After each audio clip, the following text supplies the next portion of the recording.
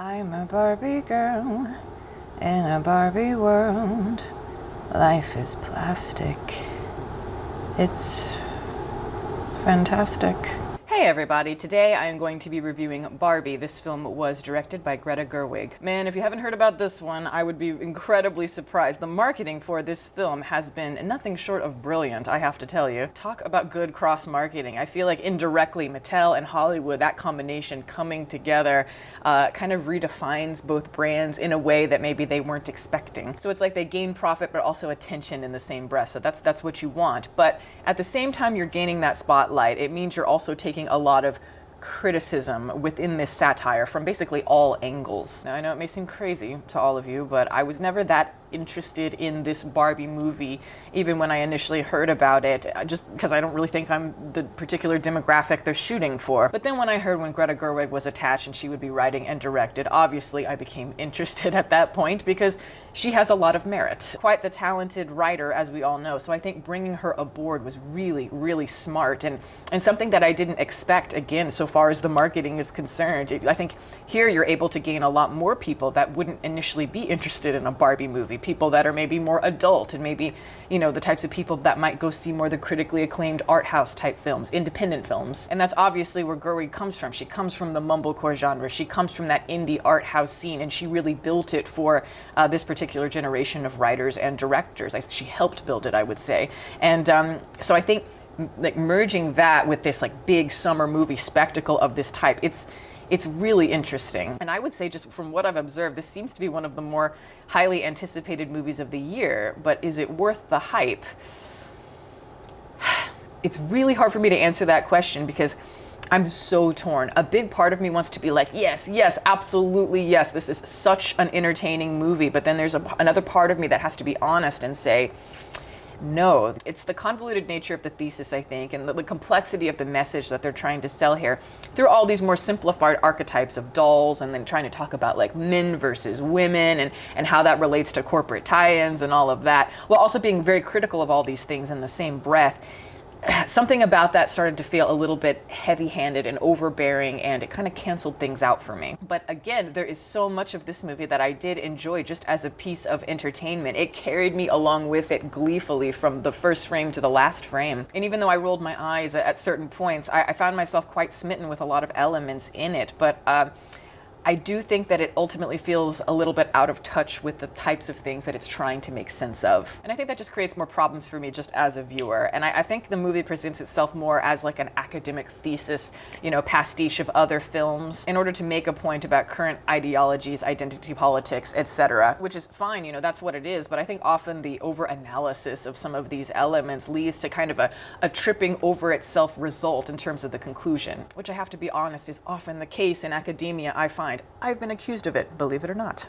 And I think analytical pieces of art can be really, really powerful and special. I think it's a wonderful impulse to have just as a writer and as a creator, but I feel like at times, especially in movies like this, I feel like it removes a lot of the risks involved in a typical narrative situation, which does ultimately defeat the purpose of entertainment to a degree. Just the weight of consequence as an example for, you know, whether Barbie needs to return to her Barbie land, Barbie world, whatever it's called, and close the portal between the real world and her fantasy world. It doesn't really involve a lot of risk within the narrative. It's consciously making a point about all of that. The movie is using all of these old tropes that we've seen a million times in order to explore current ideas, which is something we've been seeing, you know, all through cinema. And that's what this is. This is a Wizard of Oz Matrix mashup, even equipped with Rhea Perlman as basically the Oracle and Will Ferrell as the Wizard. I'm just not sure if it really arrives at something that is honest so far as how it reflects our current reality. And obviously these stereotypes, the Barbie stereotypes that we're talking about, they're always going to be held back by the idea of being a stereotype, which,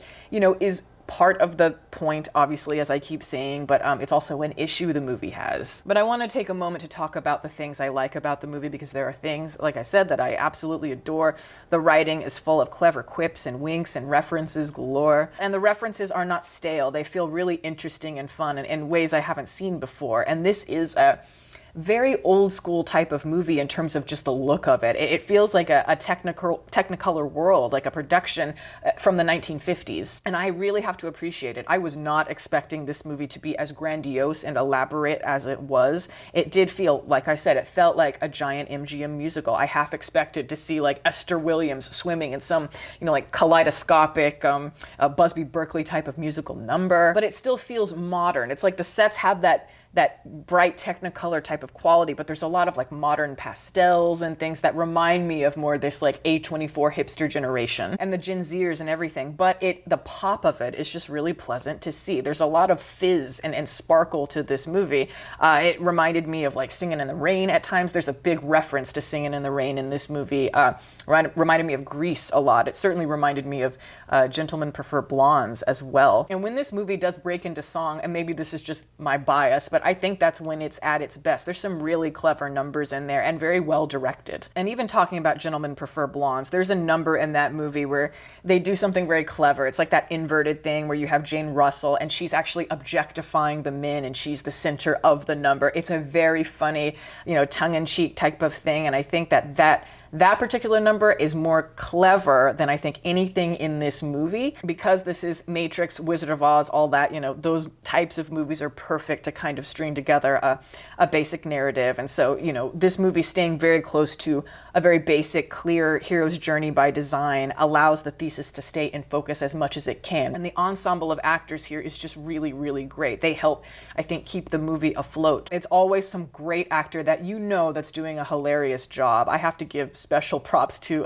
Kate McKinnon. She plays the mentor in this story, and she's basically playing the weird Barbie to Margot Robbie's stereotypical Barbie. And she brings the perfect humor and the perfect quirky energy that she always does right at the point that you need to. And I do think Margot Robbie does a really wonderful job here of playing Barbie. Obviously, by design, she looks just so beautiful and untouchable in those ways. But to play a doll without feeling completely disconnected from the audience is a difficult thing to do.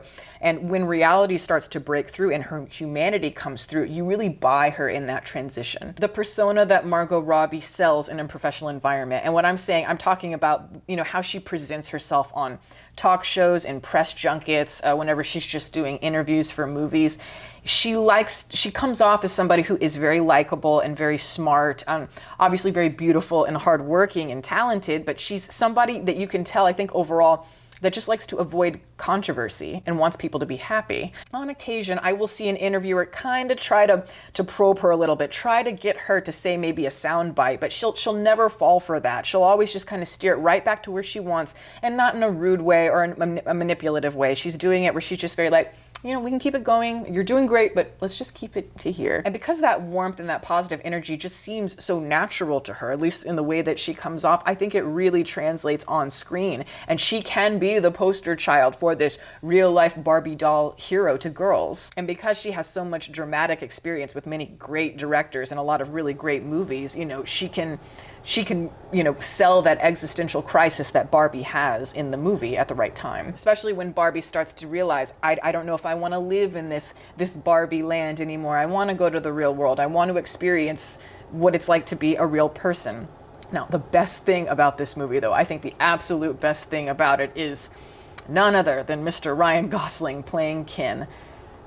Holy shit, he was hilarious. Every inflection, every just shrug of the shoulders, just every deadpan remark, he is just ridiculous. I think he is creating something that is almost like a fully dimensional character, even though it's a Ken doll. He truly steals this movie right from under everybody else. And this movie has some real, as I said, really great performances and really great actors in it. It kind of gave off that like Johnny Depp, Jack Sparrow energy, where a character comes in, you never expected them to be anything special, and yet the actor just infused it with everything you could possibly want, and then you walked away realizing that was the best part of the film. As I've been saying for years, I do not think that Ryan Gosling's talent is for the dramatic work. I actually think he's kind of monotone there, and it doesn't work for me as well. It's in his deadpan humor. He should be doing comedies. And if this is not all the proof you need that he needs to be doing comedies just more and more of, then I think you're dead inside. I found myself rooting for him, I think, more than any other character, more than any of the Barbies, certainly. And I do think that is part of the problem. Ken, obviously, as a character, and this makes sense, Ken is an afterthought to Barbie, right? We all agree with this. I certainly played with Barbie dolls when I was a kid, and I had a million Barbies. I had maybe one Ken doll, maybe one Skipper doll at one point, and they were just kind of there, just to kind of complete the collection, really. The movie is using that idea, that Ken and Barbie as part of its thesis on feminism. Barbies rule that world, and it's the Ken dolls that are only there to serve Barbie. They just want Barbie to like them. That is really their basic function. And yet, when Ken and Barbie go to the real world, they see what it's really like for people like us, and they realize that it's actually the opposite of their fantasy world that they've grown up in, that it's actually men who rule everything, and it's women who are more like the trophies, more like the afterthoughts. That idea just feels really simplified, and it's not quite true to the modern world, is it? I feel like that idea can work, but I feel like in order for it to work, this movie would need to take place at a different time. The movie would need to take place in maybe 1965, not 2023. Because yes, in the 1960s, the patriarchal system of America is maybe more bold in its convictions. If you want it to be convincing that Ken is going to the real world, here he's going to Los Angeles, California to be exact, and he is discovering all this stuff about men he didn't know, about the patriarchy, how to be a man in society. Again, it would need to be in a time where a lot of those traditions were more held intact, where we actually honored them a lot more. If Ken is going to go to California in the modern day, I think he would actually be coming back not thinking he has to be this like playboy billionaire or like this hotshot type of guy. I feel like he would be coming back quaking in his boots. He would be afraid to look girls in the eye, afraid to compliment them for fear of getting humiliated and bashed and then Me Too'd. Ken learning about the patriarchy in Los Angeles, California today would involve, I think, a lot more gender ambiguity, and it would involve a lot more rejection of the patriarchy, rejection of masculinity, more of a celebration of androgyny compared to the separation of the sexes nowadays, I would say, just in the pop culture collective. So I don't know, it just feels like this movie is a little backwards. And I think sometimes it does a good job of introducing these ideas. I just wish they went a little bit further. Like, as an example, there's a really great scene where Margot Robbie, as the real life Barbie, she's in the real world and she's about to meet the little girl who used to play with her, and she's really excited about it. And then she's shocked because the girl is not interested in Barbie at all. In fact, she has a lot of resentment towards Barbie. She's telling her, like, are you kidding? Like, your beauty standards have set women back decades. I love stuff like that. And I did kind of like the fact that Margot Robbie, or I should say Barbie, and Ken both have their moments of self-actualization together, where he is realizing that he doesn't have to be something that he isn't. He doesn't have to attach himself to Barbie. And then Barbie realizes that she's been dismissive of Ken, and maybe it's all that machismo, like projected male behavior that is off-putting to a lot of women. Maybe it's because it's the result of a lot of rejection from beautiful women. Women who can just dismiss a guy very easily because they have no idea what it means to not be admired every 5 seconds. So, I would have liked to see more of that, I think, explored in the film through Ken, because like I said, we have a revelation here. Ryan Gosling as Ken. And I found myself, like I said, more rooting for Ken. I found myself feeling worse for his character, more sympathetic towards his character than Barbie. And I think he's the character in a way that has a lot more to prove than she does. And the film has its moments, like I said, of really recognizing a lot of that contradictory stuff. There are lines that I can't necessarily remember, but there would just be moments where I'd be like, see, you get it. You get it a lot more than you are leading me to believe. But I think bringing a lot of those ideas, maybe a little more edgy ideas, to the forefront would be maybe a little bit problematic for a lot of modern Hollywood producers, because, this is very much being sold as a feminist film. I mean, that's for sure. You can see it in the marketing. New wave feminism as it exists today, and this is just kind of how I perceive it personally, it feels like a reverse of the 1960s. It feels like women trying to get away with the same kind of behavior that men got away with all the time in that period, but we're doing it today. And that lack of awareness keeps the film from being relatable to me. It keeps me from really being able to connect to the core ideas without rolling my eyes. But also, I feel like Barbie's lack of initiative, not necessarily in the beginning, that was actually funny, but her lack of initiative, I think, in I want to say maybe the second, but maybe closer to the third act. It becomes more about her helping other people to discover their meaning, their identity, and it left me wanting more because of that. But the ending is fairly cut and dry, but yet the ideas that are kind of bouncing around in there just feel quite muddled. This movie does remind me, though, and the people that are behind it remind me of a few years ago, there was a person named Nikolai Lamb, I hope I'm pronouncing that right, who created like a natural Barbie. I don't know if you know this, Google it. But it's where they tried to create like a real looking Barbie, a Barbie that was relatable to people. So, you know, she wasn't beautiful. She didn't have the tiny waist. She's not tall, the long legs and all of that. She would have like normal body proportions, maybe some acne and some messy hair, all of these things. And again, the point is to be relatable. But again, I don't think anybody wants to play with a real life Barbie who's a, you know, a cross between that toy romanticism as well as the buzzkill of like reality, all those things that aren't fun, like cellulite, acne, as if that should be the selling point. But I think that it's just a natural inclination. I think people will always be attracted to beauty, beautiful things, beautiful women. It's just like a fundamental thing. And that leads to, of course, unfair beauty standards. And that affects all kinds of different girls and boys as they grow up through the pop culture that they experience. And as I said, and I will probably remain this way, but I'm just very torn because I found it entertaining. I would like to watch it again. There's so many things in it that I laughed out loud over, I was inspired by. I think there will be people that will be pleasantly surprised by it. And really, it's a real, as I said, a real summer blockbuster movie experience. But again, I'm cutting into the cake, and I don't think the cake is quite as good as it appears from afar. I think they genuinely want to create a sort of positive, inspirational quality in the end of it. The heart, when it works, it works. When the humor works, it works. And like I said, Ryan Gosling, a revelation in this. And that is my review. Thank you guys so much for watching. I'm going to plug my website as always. It is deepfocuslens.com. I'm an artist. I do commission portraits and I sell prints of my work. If you're interested in any of that, you can always go to the website below.